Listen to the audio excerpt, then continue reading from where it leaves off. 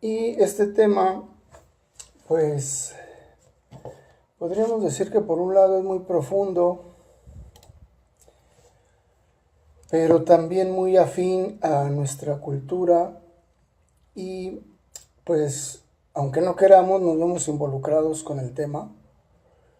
Eh, Hay una frase que a mí en lo personal me impactó mucho, que es: lo primero no es alcanzar algo, sino que lo primero es vaciarte de lo que te impide alcanzar algo.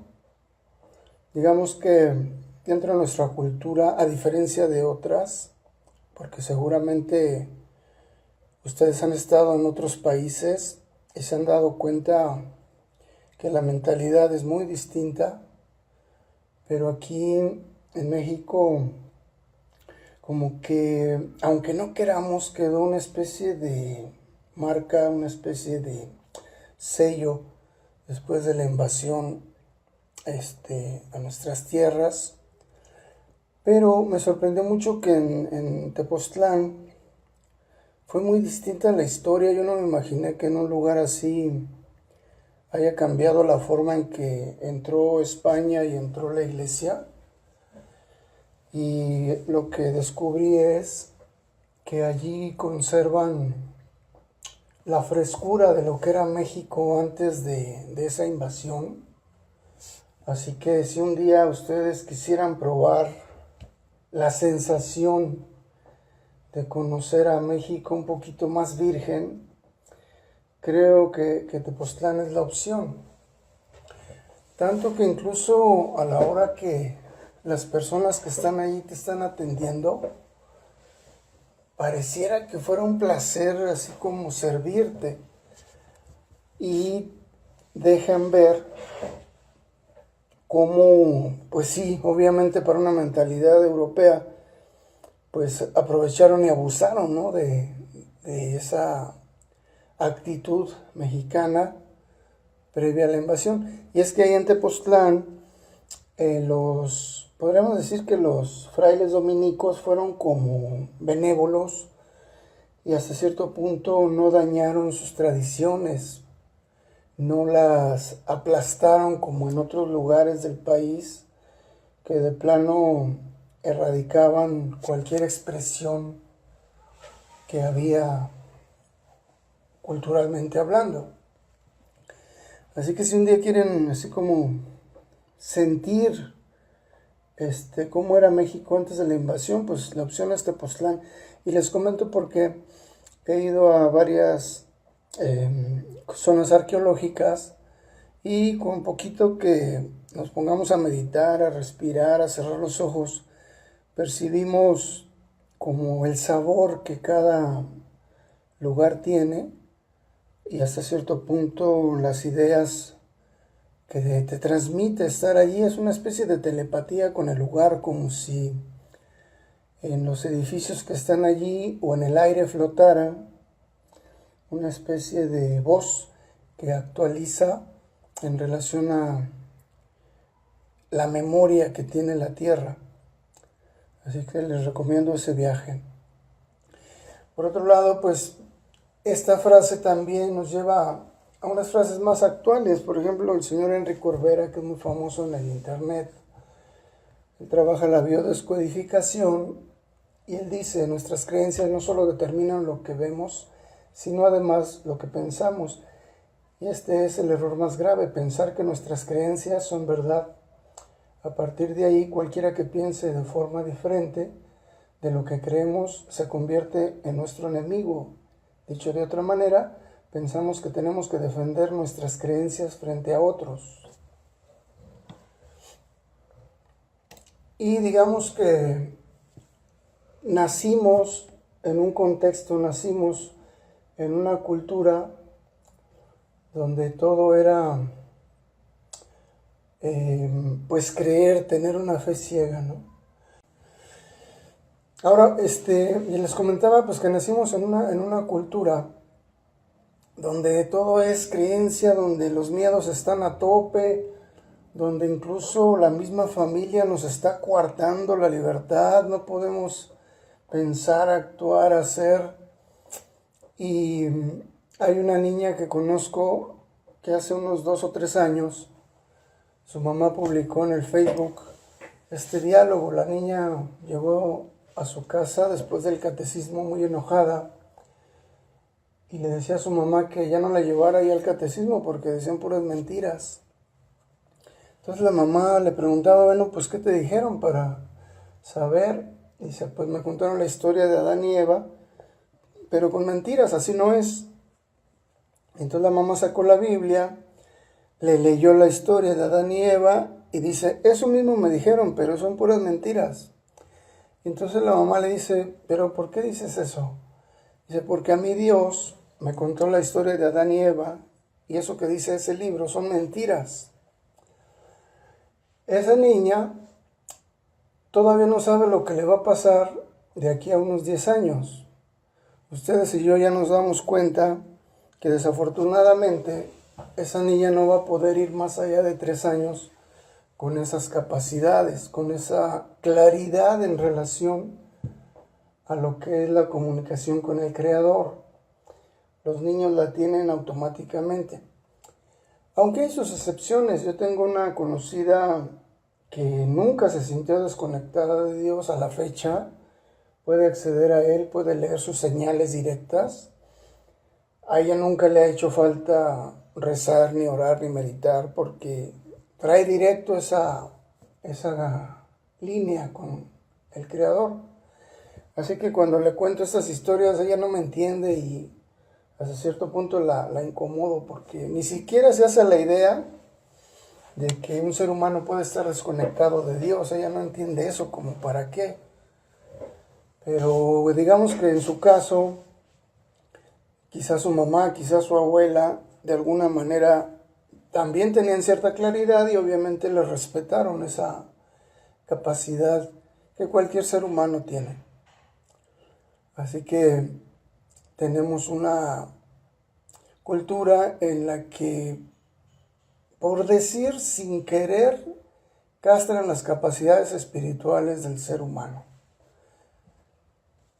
Pero ustedes van a decir, sí, pero pues una niña pues también tiene amigos imaginarios, así que ve tú a saber si se está imaginando o soñó que habló con Dios. Bueno,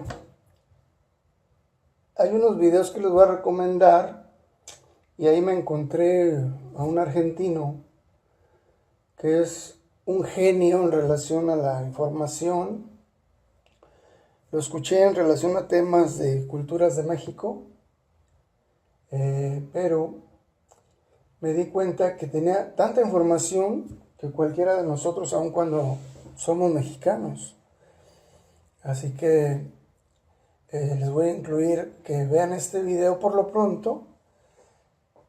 Y este habla específico de la enseñanza oculta de Cristo antes de la cruz, después de la cruz.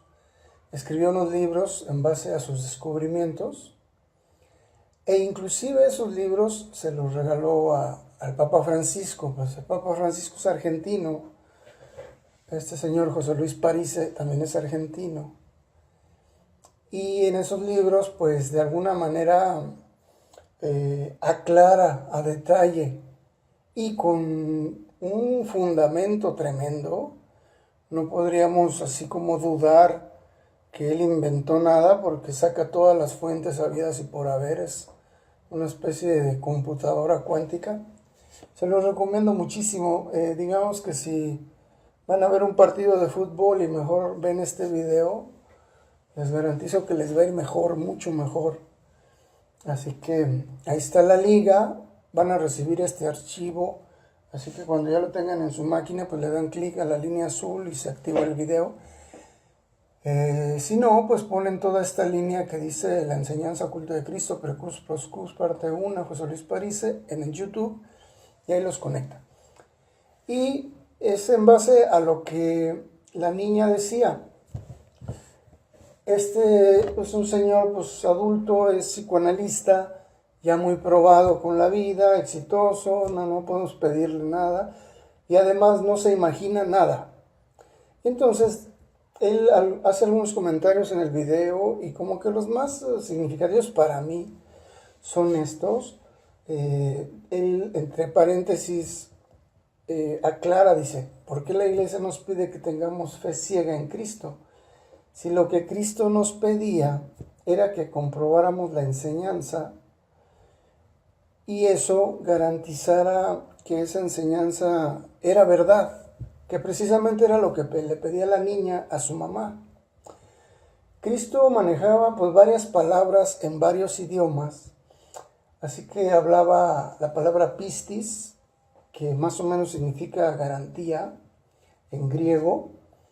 También manejaba la palabra emuná, que es fe, pero en lo que sí es verdadero, no en lo que se le ocurre a otro pedirte que tengas fe. Y esa palabra es en arameo. Así que si tú vas al banco y tú le dices, pues préstame dinero, téngame fe, que es lo que hace la iglesia, entonces en el banco te van a decir, no, pues sabes que yo necesito que me des garantías. Así que eso deberíamos de hacer con la iglesia. La iglesia nos dice algo y nos dice tengan fe. Así que si hacemos caso en lo que Cristo quería, entonces le diríamos a la iglesia, a ver, pues dame las garantías. ¿Qué hace que yo pueda tener la seguridad de que me estás entregando una información basada en la verdad? Así que Cristo se refería a que todos aquellos que lo siguieran a nivel de su enseñanza, pues que comprobaran que esa enseñanza sí sirve y que sí funciona en nuestra vida personal. Hay otras frases, por ejemplo, dice, conoceréis la verdad y la verdad os hará libres. Cuando en realidad la palabra verdad está mencionada 2 veces, pero las frases de Cristo incluían 2 sinónimos de verdad. El primer sinónimo se refiere a la verdad oculta que decide por ti. ¿Eso qué significa? Significa que tú lo que quieres es tener armonía en tu casa, pero algo pasa y rompes un vaso y se hace ahí un desorden y tú pues no era lo que querías, era que tú querías aprovechar a tu familia, estar en armonía con todos, pero a partir de que rompiste un vaso pues todo se echó a perder. Si tú descubres de dónde viene ese autosaboteo, que implica que pudieras tener terapias o meditar o en un sueño recibir la información. A partir de allí, sigue ahora que imprimas, verbalizando una afirmación que te dé la voltereta y entonces que tú te conviertas en un generador de armonía a donde vayas y a donde estés. No puede ser que tú dejes a la deriva esa verdad oculta en tu ser que hace que desarmonices y empalmes una afirmación positiva. No va a servir. Necesitas primero vaciar lo que evita que logres las cosas. Y ahí si nos regresamos a la frase del Popol Vuh, pues va a coincidir perfecto. Lo primero no es alcanzar algo, o sea, lo primero no es querer armonizar a tu familia. Lo primero es vaciar aquello que impide que armonices a tu familia. Hasta podrías un día ya darte cuenta qué familiar tenía esa habituación de desesperar a los demás. Tú ya eres consciente, ya tienes carrera e incluso hasta tienes algo de sabiduría porque estudias mucho, porque eres congruente o lo que sea. Pero ¿por qué siempre sin tener la intención haces lo opuesto? Porque hay una verdad oculta que decide por ti. Y cuando sepas cuál es esa verdad, entonces ya puedes imprimir la nueva verdad que te hará libre de acuerdo a estas enseñanzas. Así que cuando nosotros hablamos de toltequidad, tendríamos que vaciar todo lo que hemos aprendido en relación a las culturas que estaban aquí cuando sucedió la invasión de la corona española y de la iglesia. Por ejemplo, miren, una de las creencias, hay infinidad, no tienen una idea de cuántas creencias tenemos que nos están castrando, que hacen que nuestra energía esté a medias. Y Pablo Coelho, en una película que sacó en relación al peregrinaje que se hace en España, en Francia, ahorita me voy a acordar el nombre, de Santiago de Compostela, el Camino de Santiago. Él salió allí haciendo ese peregrinaje y en una de los hostales que se hospedó, pues platicó que él conoció a una monja que tardó 30 años en lograr un éxtasis espiritual y se hizo famosa por ello. Pablo Coelho dijo, no, pues yo tengo que conocerla, tengo que hablar con ella, me interesa mucho. Logró que lo entrevistara y entonces él le preguntó, dice, bueno, ¿de qué se trató tu éxtasis espiritual? Y ella pues le describió a lo más que pudo. Entonces Pablo Coelho, pues es un hombre que tiene una mentalidad totalmente expandida. Si conocieran su historia, van a entender a lo que me refiero. Y entonces le comentó, dice, bueno, y esos 30 años que dedicaste a eso, pues lo hubieras obtenido con un orgasmo en una relación sexual. Y Pablo Coelho le dice, yo constantemente tengo esos accesos a lo espiritual. Entonces se desesperó un poquito Pablo Coelho en relación a cómo el ser humano a veces se frena en relación a las limitaciones o creencias que nos están, entre paréntesis, deteniendo, ¿no? Dice Fernando Cuellar, eso sin contar las vidas que lleva, hablando de Pablo Coelho, me imagino. Ahorita si me aclara la pregunta. Ok. Sí, digamos, Pablo Coelho, no sé, o sea, podríamos aquí especular porque no es así tan simple decir, pero es un monje tibetano que vino a nacer a Brasil. Fíjense, así nomás como un resumen, él era revolucionario en todos sentidos desde niño. Y entonces los papás, como veían que no se ajustaba a la mentalidad, lo metieron al psiquiatra. No sé cuántos años estuvo ahí, si les puedo inventar, yo creo que lo tuvieron ahí 10 años. Cuando salió, pues lo primero que hizo fue perdonar, ¿no? Perdonar a sus papás y darle razón de ser a lo que le pasó. Y él sí logró la resiliencia. Resiliencia quiere decir la capacidad de recuperar la forma previa de un metal a cuando es modificado. Pero si lo aplicamos al ser humano, pues es similar. Un ser humano tiene un equilibrio, se siente bien, viene un trauma, lo despedaza, lo convierte en una situación problemática, pero al paso del tiempo ese ser humano con sus capacidades logra recuperar esa forma en la cual inició. Y luego también comenta Fernando Cuellar, dice sobre la monja, sí, digamos, son 30 años en esta vida y vete a saber cuántas vidas lleva intentándolo y hasta ahora lo pudo lograr. Así que ahí tenemos cómo algunas creencias pueden atrasarnos, ¿no?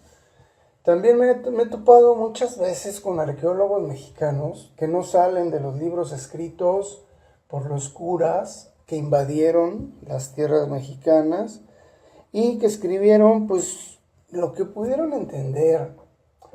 Algunos de ellos incluso hicieron el ridículo en relación a querer traducir el código de los mayas. Hasta que llegó el señor José Argüelles, estadounidense, y pues ahora sí que los dejó en ridículo porque José Argüelles descubrió que los códigos mayas en realidad eran fechas e inclusive periodos en los cuales la luna giraba alrededor del planeta, el planeta alrededor del sol, el sol alrededor de las Pléyades alrededor de la galaxia. y hasta cuánto tarda toda la galaxia en hacer el recorrido del toroide, pasando por el centro de la galaxia. Eso no se pudo haber entendido hasta que existió la NASA. Entonces José Argüelles recoge datos de la NASA, recoge datos de los mayas y dice esto coincide. Así que lo que los mayas escribieron no se pudo haber entendido sin haber existido la NASA. Y entonces en algunas zonas arqueológicas también algunos guías como que más bien son como espectaculares, hacen que los turistas y más los extranjeros como que se pongan así emocionados y no importa qué información están compartiendo. Por ejemplo, yo cuando vi la película de Apocalipto de Mel Gibson, ahí me dio mucho coraje las tonterías que ahí trata él de compartir al mundo en relación a nuestras culturas. Pero algo que le agradezco al señor Mel Gibson es que gracias a su coreografía, vestuario, escenografía, yo pude volver a percibir cómo era ese contexto, porque en realidad invirtió mucho dinero en crear una realidad muy acercada, según yo, de lo que fue aquel tiempo, de cómo vivían, cómo se vestían, los colores, los penachos y todo eso. Fue muy espectacular, eso sí me gustó. Pero en cuanto a la información, pues obviamente que está totalmente perdido. Y Mel Gibson lo que hizo fue como agarrar alguna historia épica famosa y adaptarla a su guión, y bueno, ahí le salió ese truco. Pero sí, la escenografía sí me gustó. Ahora, en relación a lo que se hacía en las zonas arqueológicas antes de la llegada de los españoles, tengo que comentarles que hay un libro que se llama Pachita. Es muy chiquito. Ese libro lo escribió Jacobo Grinberg. Él es fue un científico de la UNAM, que por cierto desapareció junto con su esposa, nadie sabe de él. Algunos especulan que como era muy amigo de Carlos Castaneda, pues Carlos Castaneda con su sabiduría nahual les enseñó a desintegrar su cuerpo y a irse a lo que él le llama ser devorado por el águila, que nosotros podríamos decir reintegrarnos al Creador absoluto, o lo que algunos también le llaman los maestros ascendidos, cómo ascender e integrarse al cosmos, del cual procedemos. Antes de entrar al cuerpo físico, ya estábamos allá. Entonces, como que Carlos Castaneda le dio las enseñanzas, las meditaciones, y Jacobo Grinberg y esposa, pues aprendieron y tuvieron esa experiencia y desaparecieron porque pues nadie los encuentra. Por otro lado, también dicen que los extraterrestres se los llevaron y son puras especulaciones, pero ¿qué escribió en este libro? Pachita era una curandera de Parral, Chihuahua, y se dice que ella era canal de Cuauhtémoc. No les digo emperador porque aquí no existieron los emperadores ni los reyes, esas son cuestiones europeas. Sí les puedo decir que él era un benefactor. Y allá en Tepoztlán, regresando al tema, existió también un benefactor que se llamó Tepoztecat, que fue precisamente el que negoció con los frailes dominicos el que Tepoztlán no tuviera violencia. Esos son los benefactores que tenían nuestras culturas antes de los españoles. Por otro lado, dentro de lo que es la toltequidad, no existe el sacrificio, ni de animales, ni de humanos. Así que ese fue una especie de invento, yo creo que para poder justificar a la matanza tan grave que hicieron de tanta gente. Si es que en aquellos tiempos había ONU incipiente o algo parecido a la ONU, X supervisión, o quizás algunos investigadores de otros países, yo no sé. Entonces como que quisieron tapar toda esa barbarie y dijeron, no, pues es que aquí hacen sacrificios. Solo que cometieron el error de emparentarnos con los judíos, por ejemplo. Los judíos sí manejan el sacrificio de animales. Y en Europa es una práctica común y corriente hacer sacrificios. Y luego voy y le digo a un guía turista allá en Chichén Itzá, le digo, oye, pero pues mira, no sé si has leído a Pachita y a Jacobo Greenberg. Y no, pues es que yo lo que leo es lo que los padres escribieron en aquellos tiempos y ahí el INA es lo que nos dicen que leamos. Le digo, pues entonces ponte a estudiar tú más porque estás hablando de sacrificios que no existieron. Entonces escribe Jacobo que un día estaban operando, estaban extirpando un órgano de una persona. Pachita usaba un cuchillo de monte, abría el vientre, el abdomen, sacaba el órgano que ya estaba afectado y generaba un órgano en sus manos cuando estaba canalizando a Cuauhtémoc. Le ponía el órgano nuevo, cerraba la herida, los envolvía como momias y los ponía a descansar 2 o 3 días ahí. Y un día de esos Pachita volteó y le dijo a Jacobo, le dijo, oye Jacobo, ¿te acuerdas que esto era lo que hacíamos encima de las pirámides? Entonces, digamos que cuando yo leí eso, allí me empezó a entrar así una especie de interés y muchísima curiosidad en relación a la toltequidad, porque de verdad, sí me la creí. Sí me la creí que eran salvajes. Pero gracias a ese comentario que leí en ese libro, entonces ya me puse así como muy agudo en relación a qué estudiar, a quién escuchar y todo. Ya he manejado un chorro de fuentes, muchos libros, investigaciones, etc. Gracias a Dios y afortunadamente hay gente muchísimo más obsesiva que yo, como este señor que les digo, José Luis Parisse. Ahora que lo ven en el video van a saber de lo que estoy diciendo. Entonces ya veo yo que en realidad todo lo que se escribió en relación a nuestra cultura anterior a la invasión, como dice la niña, fueron puras mentiras para justificar que se robaran todo el oro y que violaran espiritualmente a nuestra cultura.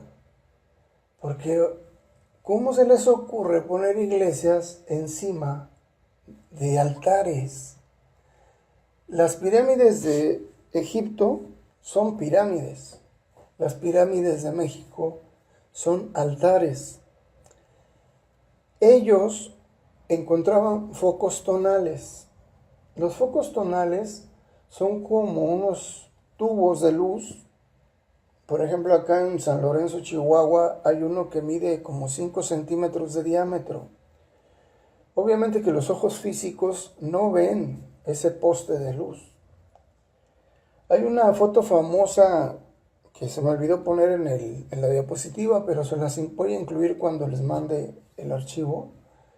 Hay una foto famosa donde un señor le sacó foto a sus niñas en Chichén Itzá y en ese momento se expresó físicamente el foco tonal que está en el altar de la pirámide principal de Chichén Itzá. Justo era lo que hacían nuestros antepasados. Buscaban focos tonales y cuando los encontraban, montaban allí un templo.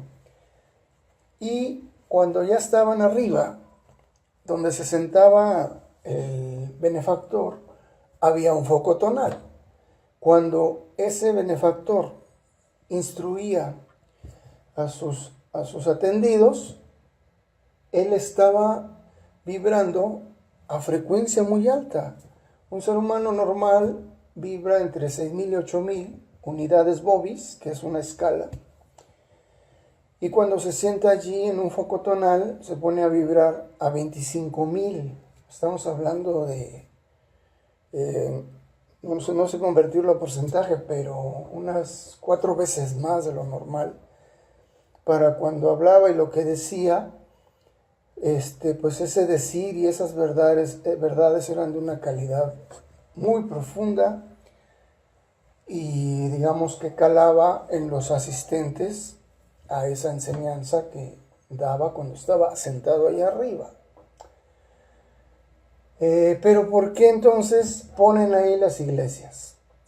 Entonces, por un lado, cuando los sacerdotes invasores ven que los chamanes mexicanos abren un vientre, sacan un órgano enfermo, generan un órgano en sus manos, lo ponen dentro del cuerpo y esa persona se cura, les da muchos celos, les da mucha inseguridad y dices que esto solo podría hacerlo Cristo, entonces estos son el demonio.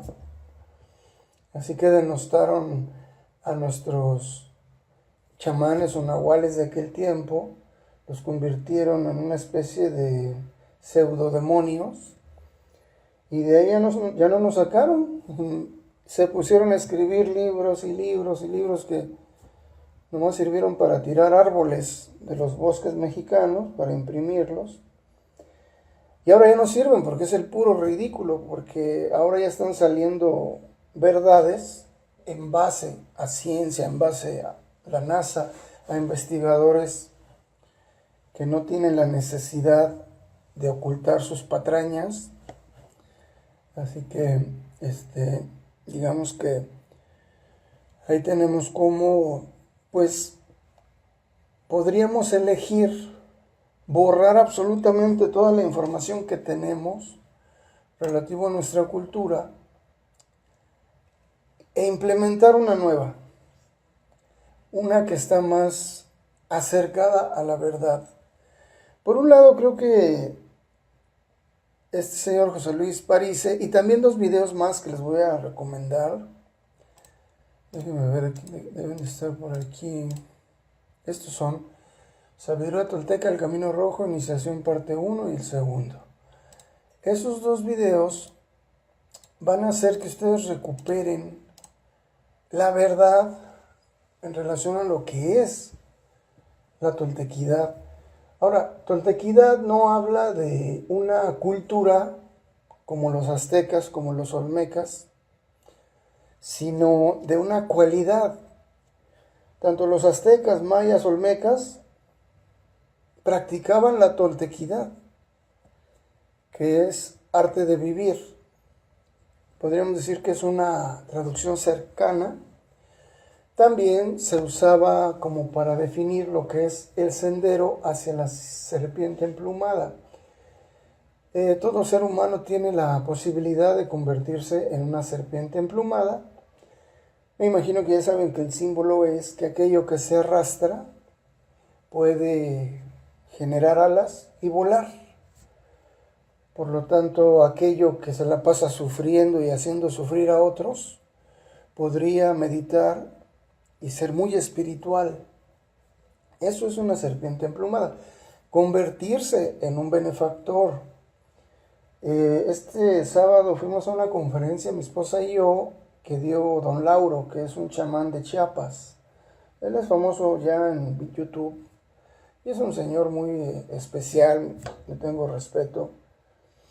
Y él nos platicaba cómo un Quetzalcóatl o un chamán no es otra cosa sino que un benefactor se debe a su comunidad.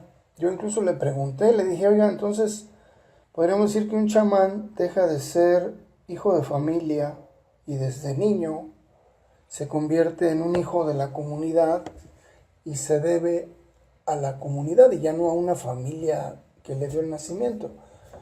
Y de alguna manera pues me confirmó eso, porque también le comentaba yo, el concepto que tengo de Nahual, que son los chamanes del norte de México, es que son bien solitarios. O sea, si ustedes se ponen a estudiar los libros de Castaneda, los nahuales se la pasan en cuevas, o sea, y que tú digas, no, pues que don Juan Matus beneficiaba a la comunidad, no sé qué, beneficiaba a la otra comunidad.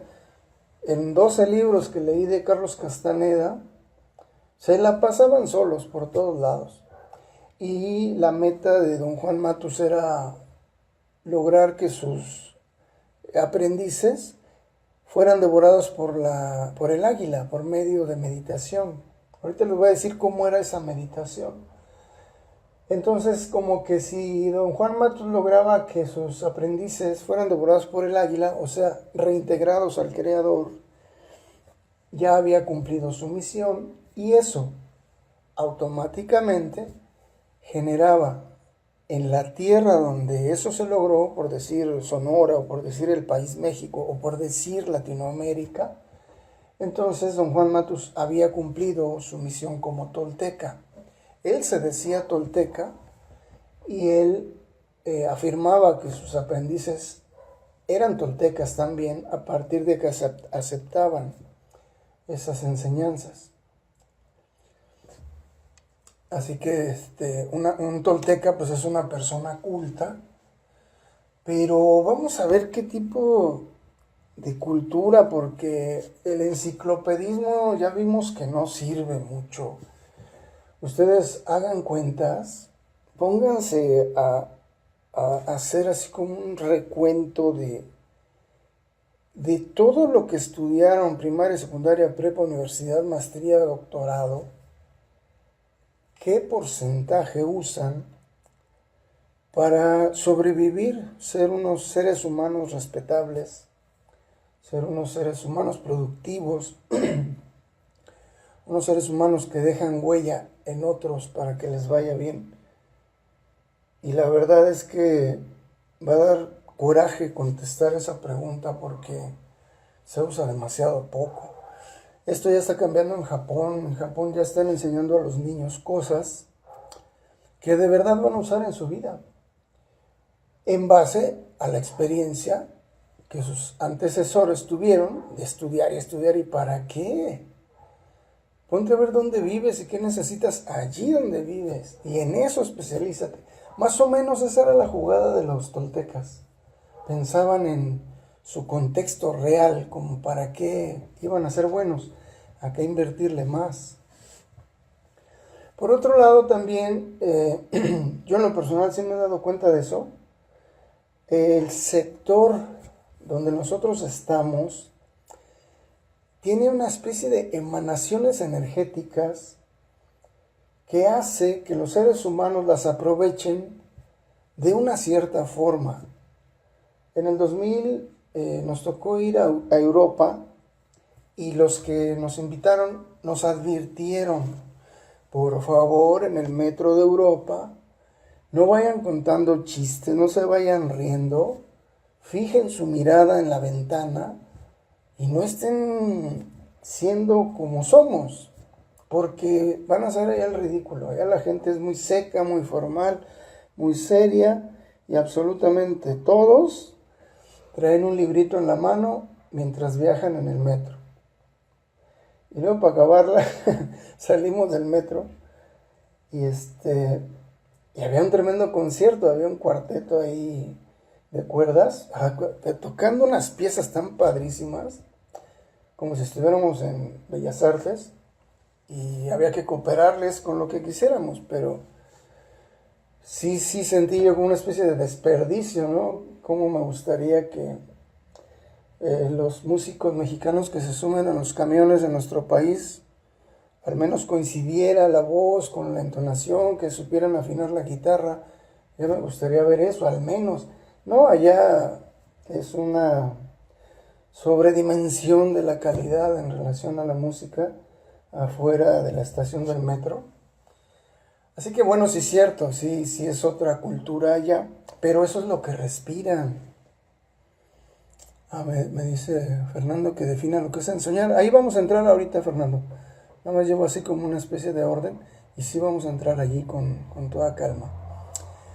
Y bueno, en relación a qué respiramos aquí en estas tierras, hay una película que se llama Jude, así se escribe como está en la pantalla, y fíjense que me dio mucho asombro el ver cómo unos suecos cantaban canciones americanas sin emoción. O sea, son muy puntuales en dar la nota, en dar el ritmo, en dar la armonía. Cantar empatado con las notas y todo el asunto. Pero en el rostro, en la mirada, no hay absolutamente nada. Me sorprendió mucho cómo es que existe el cumplir con los requisitos, pero no componerle sentimiento o emoción a una música que fue creada en otro punto del planeta, donde las emanaciones del contexto de esa tierra hace que te emociones sin que te des cuenta. Allá en Suecia no hay eso. Así que aquí en América sabíamos ensoñar, sabíamos danzar, sabíamos tejer, esculpir, etc. Y gracias a eso nos podemos fusionar con el águila o el creador. Generábamos un orden. En cuanto a tejer, don Lauro este sábado nos decía que ellos hacen tejido de punto de cruz y conforme van avanzando en el dibujo, van sintiendo cómo su mente se va ordenando, va tomando una ruta y una solución. O sea, tejer, hacer bordados, no es por vanidad. Los dibujos generan una química entre lo que coses y lo que vives internamente. Así que a veces dice que algunos chamanes están así como indecisos, no saben qué decisión tomar, y entonces sus benefactores les dicen, pues ponte a tejer para que se te aclare la mente. El danzar, por allí iba, el esculpir, pues imagínense, y el ensoñar, que es lo que me pregunta Fernando, ¿qué es el ensoñar? Ahorita vamos a entrar. Y entonces llegan los españoles y dicen, no, eso que ustedes hacen no sirve, hay que conectarse con Dios rezando y autoflagelándose para quitarse el pecado. Y bueno, ya me imagino la sufridera que hubo para los nativos, pobrecitos, encontrarse con esa barbaridad, ¿no? Así que en esta tierra pues no era así. Ahora, ¿qué es el arte de ensoñar? Hay muchas formas de meditar, demasiadas. Pero el arte de ensoñar tiene que ver con lo siguiente. Miren, generalmente nosotros podemos tener 3 estados internos. Uno de ellos se llama vigilia, estar conscientes. Otro de ellos se llama dormir. Y otro de ellos, algunos le dicen limbo, que es un estado en el cual no sabes si estás despierto o estás dormido. Generalmente es el previo a dormir. Tú te acuestas, agarras el libro y luego como que se te empieza a caer el libro, ya estás entrando al limbo, a esa parte intermedia, y luego hasta que el libro se cae y ya no te diste cuenta, ya entraste al sueño. Ahora, cuando tú tienes tus ojos cerrados y ya soñaste, vives una vida quizás similar a la que vives cuando estás en vigilia.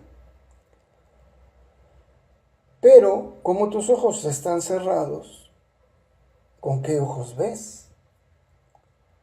Entonces podrías decir, veo con lo que grabé con mis ojos y que está en el cerebro.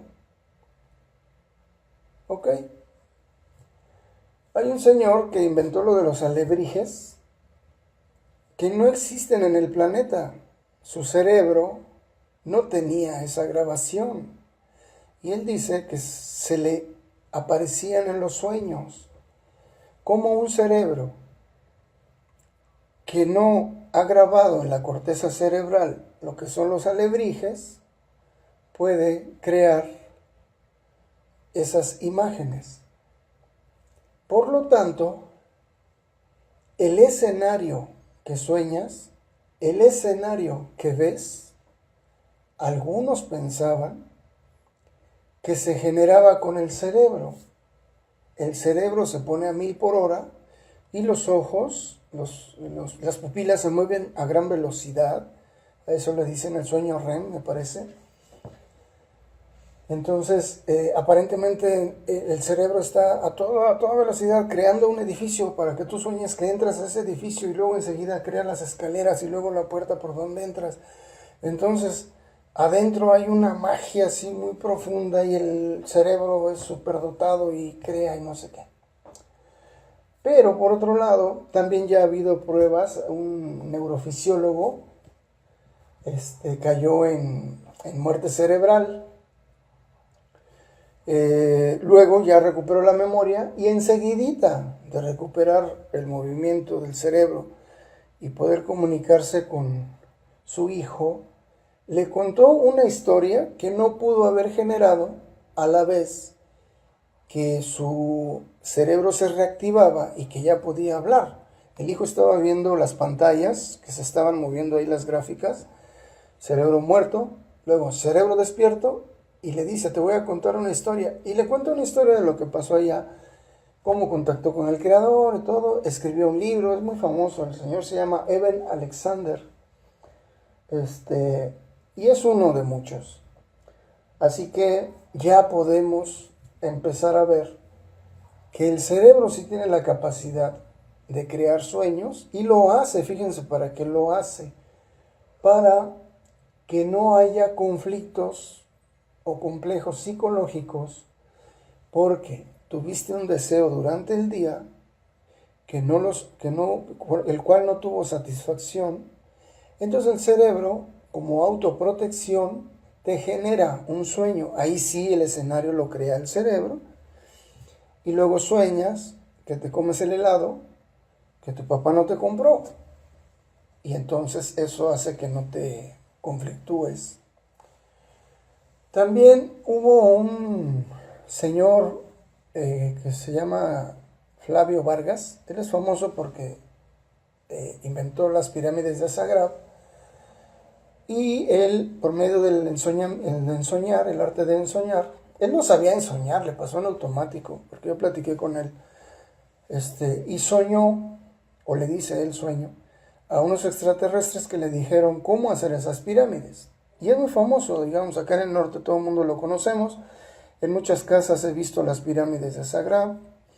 Y Eben no es Eber, es Eben con N de no, Eben Alexander, así tal cual. Nada más cámbiale la R por N de no. Eben Alexander. Exacto, Eben. Muy bien, entonces Flavio Vargas también me preguntaba, porque yo un día publiqué o hablé en una conferencia relativa a un biómetro electrónico. Ese biómetro se usa para lo que es las radiaciones solares, pero es extremadamente sensible. Hagan de cuenta que es una cajita con un globito encima de vidrio, y el globito es el que percibe la luz, y luz de todas las gamas, las que los ojos perciben y las que no. Por lo tanto, ese biómetro percibe cómo está la energía de tu casa, cómo está la energía de una persona. Así que le interesó mucho a Flavio, fue y lo compró, y gracias a ese biómetro se hizo todavía más famoso porque él llegaba con su cliente, ponía el biómetro y le decía, mira, tu casa está a 5,000 unidades Bobis. Ahora vamos a poner las pirámides. Y se potencializa a 25,000 unidades Bobis. Así que había una garantía, una credibilidad, y por lo tanto con toda confianza le compraban sus pirámides y él con toda confianza podía ofrecer. Y imagínense algo que le regalan unos extraterrestres en un sueño. Más o menos por ahí va el arte de ensoñar. También tiene que ver con tomar contacto con seres queridos que ya no están vivos. Obviamente no es necesario que hablen en español, e incluso yo cuando me ha tocado contactar con seres queridos, ni siquiera hablan, ni yo tampoco. Ahí en ese arte de ensoñar todo es en telepatía. Hay una película que acaban de sacar que dice Milagros del Cielo, incluso sale ahí Derbez. En esa película hay una niña que muere X tiempo y regresa. Y entonces le dice a sus papás que habló con Dios y que Dios le dijo que se iba a sanar totalmente, pero que no le habló, que todo se lo dijo mentalmente, o sea, por telepatía. Así que no es ese un ejercicio del cerebro. El cerebro no tiene nada que ver con la telepatía y todo eso. Y por lo tanto, el arte de ensoñar va más allá de las capacidades cerebrales. Digamos que también en la toltequidad el ser humano tiene, entre paréntesis, partes de su ser. Al cuerpo físico, a la biología, le llamaban animal, porque pues, es un organismo, es un vehículo. La forma humana, que es la herencia cultural, o la psicología, lo que nosotros conocemos como la cadena de dolor familiar. Y el nahual, que es el potencial de conciencia. Así que el arte de ensoñar como objetivo tiene el lograr ser el nahual, ser nuestro nahual. ¿Qué significa? Para hablar del nahual tenemos que hablar también del tonal. Tonal es todo aquello que ya lo hicimos consciente. Antes de que el ser humano descubriera que el planeta Tierra era esférico, la esfera planetaria era nahual, no estaba en el consciente de esa humanidad. El tonal de esa humanidad vivían, o el tonal era, una tierra plana. No habían actualizado lo que después seres humanos que tocaron el nahual se dieron cuenta. Quizás se dieron cuenta ni siquiera sin meditar. Quizás se dieron cuenta porque se arriesgaron a caerse en el borde de la tierra plana y se dieron cuenta que volvieron a dar a su planeta, digo a su país. Volvieron a llegar a su país, entonces en conclusión la tierra es redonda. O hubo videntes que se dieron cuenta, salieron de su cuerpo, porque hay algo que se parece al arte de ensoñar, que se llama el viaje astral, y que es la unión del cuerpo de emociones con el ombligo por medio de lo que Lobsang Rampa le llamaba el hilo de plata. Gracias a ese hilo, tú puedes alejarte lo más lejos hasta la luna, porque si no el hilo de plata, que es lunar, se podría romper, y porque la luna marca el límite de tus emociones. Si tú vas más allá de la luna, ya no vas a tener emociones, que es lo mismo que les pasa a los peces. El agua salada hace que esa energía de los planetas que mueven nuestras emociones no afecte a los peces. Los peces no tienen la problemática nuestra de los traumas y de que me engañó y que tengo envidia y no sé qué. Eso no lo viven los peces. Ni tampoco lo viviría un ser humano que está más allá de la luna, como los que se van a ir a Marte. Nada más que no se han dado cuenta, los que se van a ir a Marte, que se la van a pasar peleando. Porque imagínate, si Marte no sé a cuántos kilómetros está y nos hace pelear, imagínate vivir allí. Así que no sé cómo va a suceder ese experimento. Así que todo aquello que todavía no hacemos consciente y que lo somos, se llama nahual. Una de esas cosas es lograr contactar o volver a ser el creador mismo.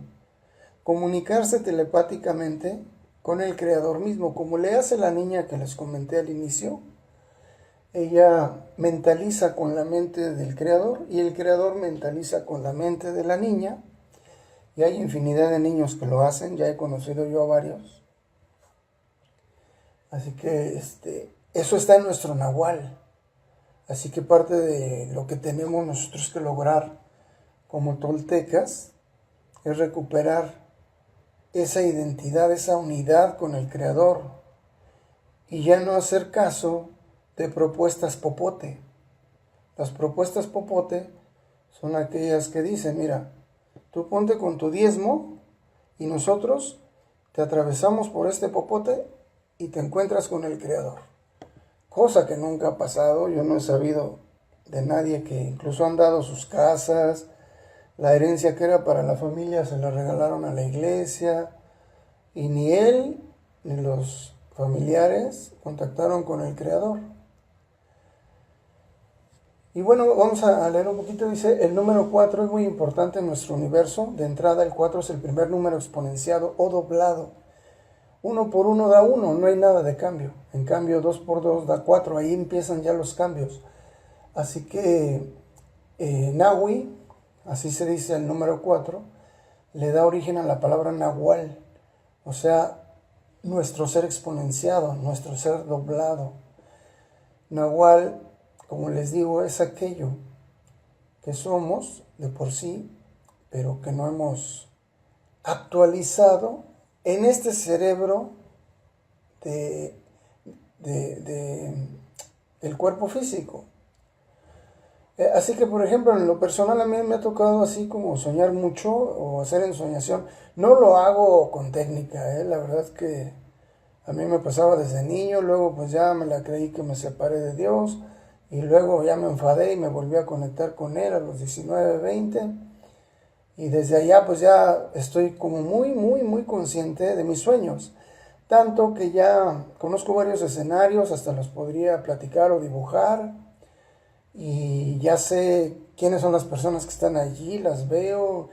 Obviamente que si me las encuentro aquí en físico, si algunos de ellos también tienen cuerpo físico, a veces lo percibo, pero pues no creo que a ellos les interese así como, oye, ¿tú qué sueñas? No, ¿yo qué sueño? Y, ¿tú me ves allá o no me ves? Me imagino que es así como, todavía no es así como un contexto propicio para entregar esa intimidad, ¿no?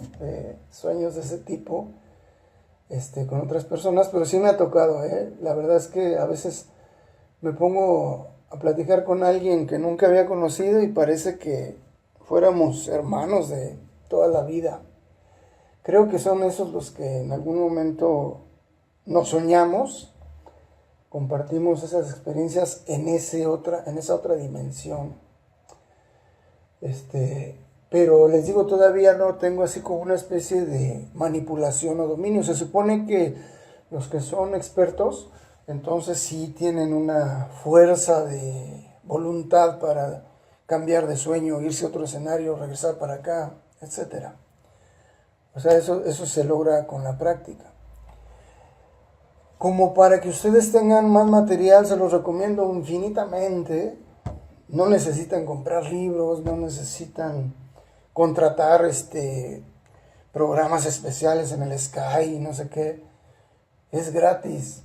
Estos 2 videos les van a llenar de respuestas de todo lo que hemos aquí platicado.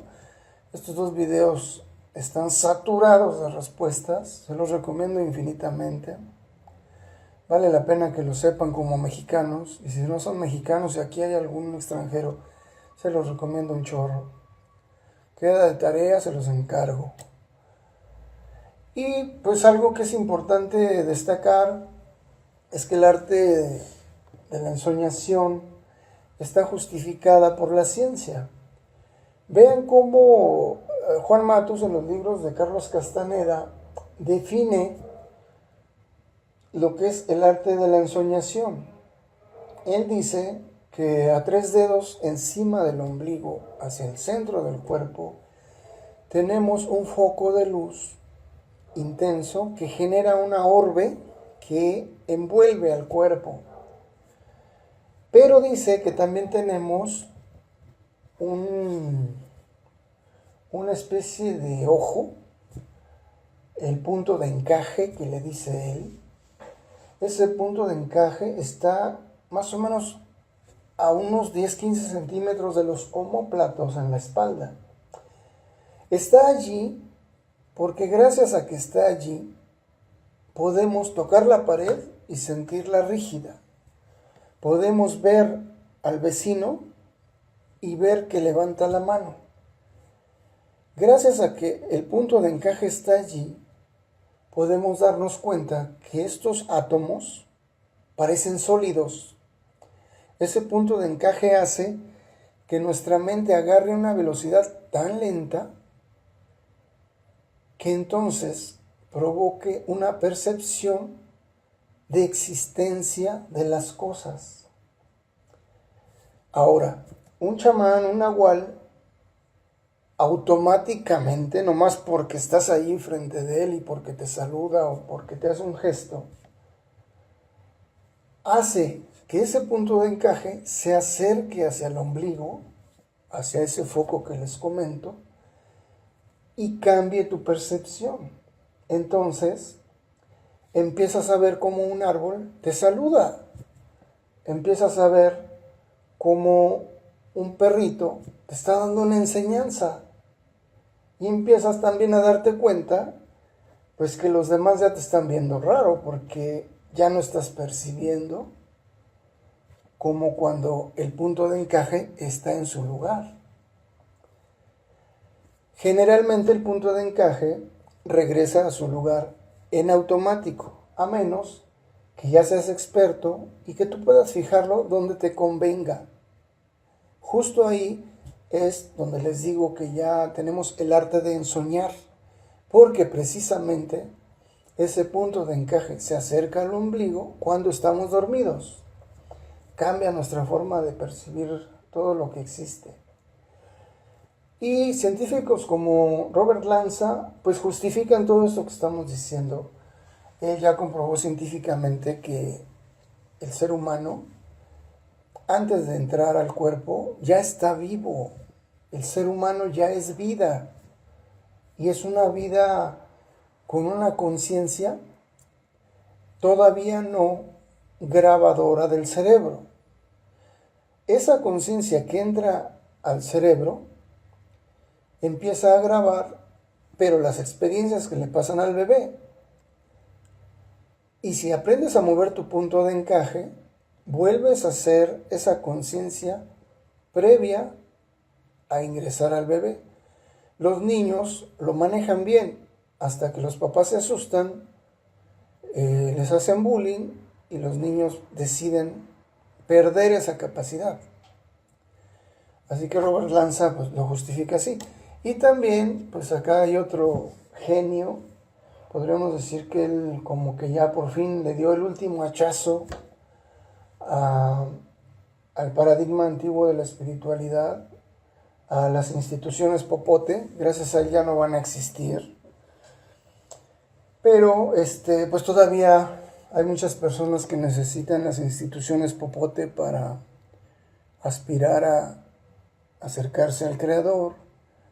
Pero este señor Jean-Pierre Garnier Mallet, pues hasta le dieron el premio Nobel. Imagínense qué podría decir la iglesia en relación a lo que Garnier afirma. Él ya comprobó que ahorita estamos en un periodo de 90 años, empezó en el 89, todavía queda mucho, pero en este periodo intermedio el ser humano está empezando a recuperar las capacidades para volver a ser el creador mismo, mentalizar con la mente del creador y viceversa. Algo que ya había dicho un fraile dominico de 1200 que se llamó Johannes Eckhart. No es Eckhart Tolle. Eckhart Tolle es un escritor contemporáneo que agarró el nombre de este fraile dominico, Johannes Eckhart. Eso que dijo Johannes Eckhart, ahora ya lo comprobó científicamente Jean-Pierre Garnier Mallet.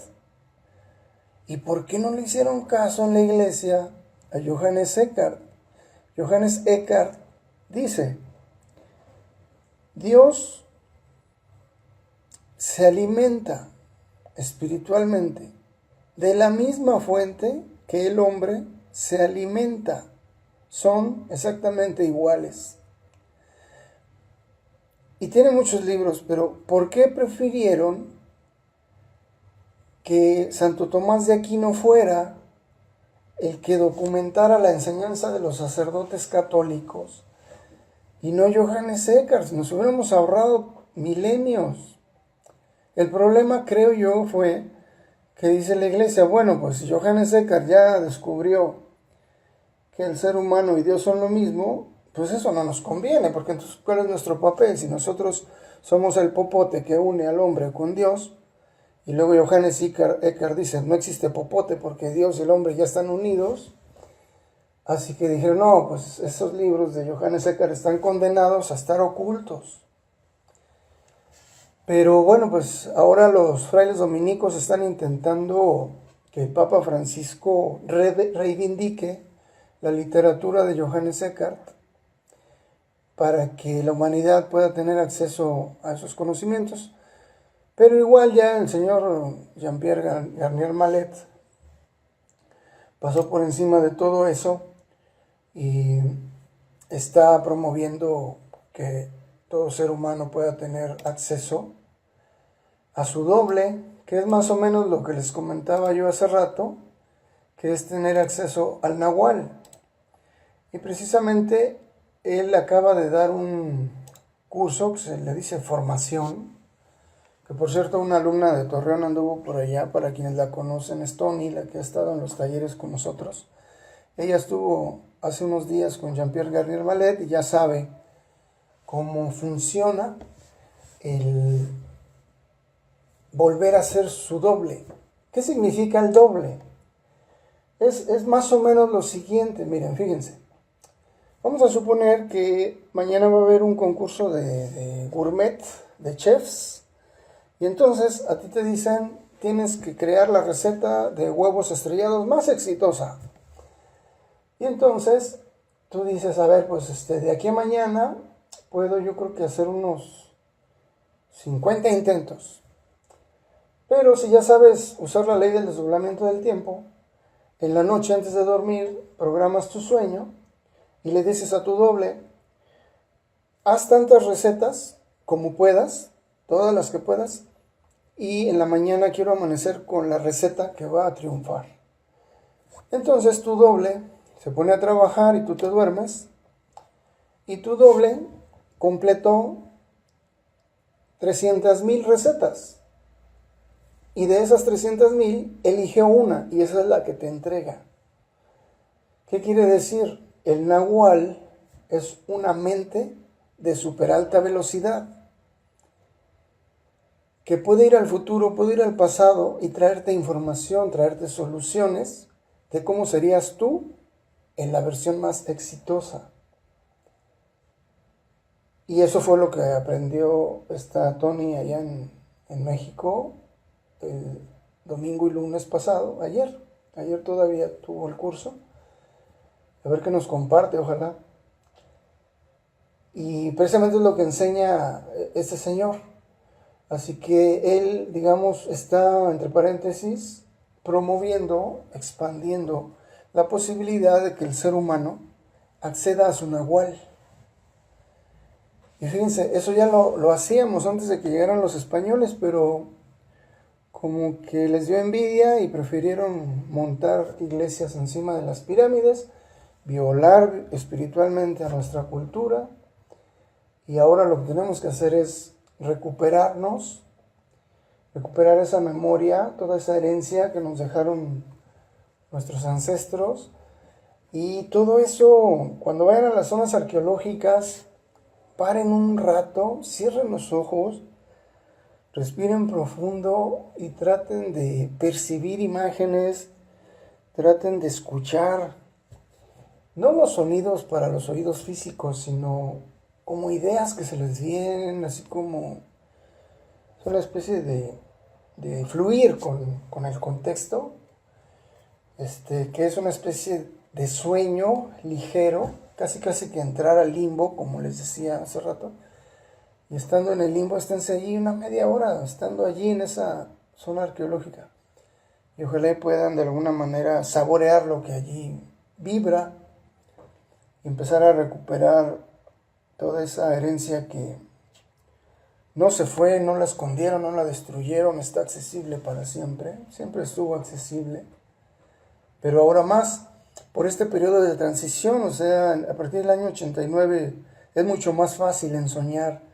Es mucho más fácil desdoblarse, es mucho más fácil ser el doble y traer información, o ser el nahual y actualizar aquello que eres.